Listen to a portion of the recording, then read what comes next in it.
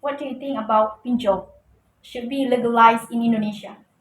Well, I agree pinjol is legalized. Why? Because in fact there are so many people in Indonesia who do not have access to banks.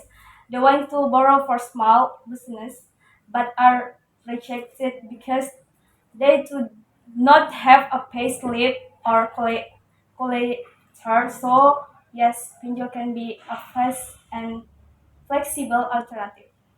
I understand. But legalizing, it does not mean that all problems are solved. Just look now. There are so many people who live are ruined because of pinjol. Debt collectors threaten, personal data is leaked, and even make people depressed. Legal or not, the pinjol system has so many loopholes that hurt the common people. But actually, because there are still many that are illegal, that's why it must be legalized to so that it can be monitored. If online if online loans are legal, the government can make regulation regard, regard, regarding interest rates, human collection methods, and personal debt protection rather than letting them run will without control. It would be better to have a legal umbrella. But the problem is, even those that are legal are sometimes still naughty, the interest rates are still high, the collection methods are still hard, and data can still be late.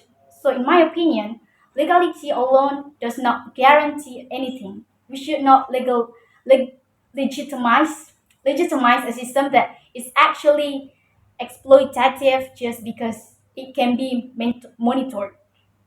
But try to look at the from the other side in the minds of the current uncreating economic condition. Online loans can help people survive.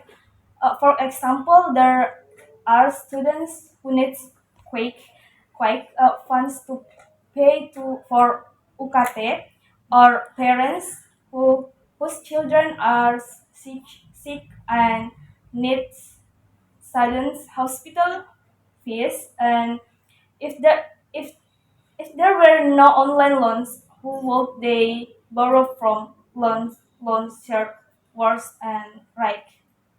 But the problem is many people use online loans not for productive purposes, but for consumption, lifestyle, or because of FOMO. And in the end, they dig a hole to cover a hole. This makes people more dependent on debt. Instead of being a solid solution, it actually increases the financial burden. That's why legalation and financial education must go hand in hand. Than just ban it without providing alternative.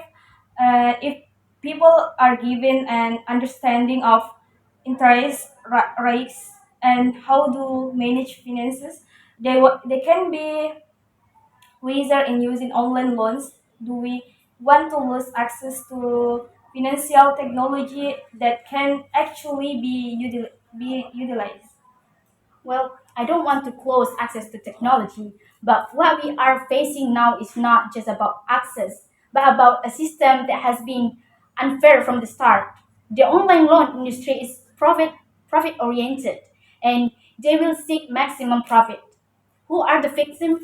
People who don't understand the detail of their requirements, who just click agree when registering. That's why it's very important to have strict regulation.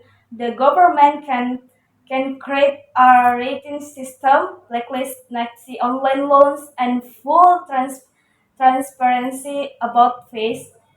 If managed properly, online loans can help many people. We can continue to use the old way. The world is already digital, and the financial system must also develop.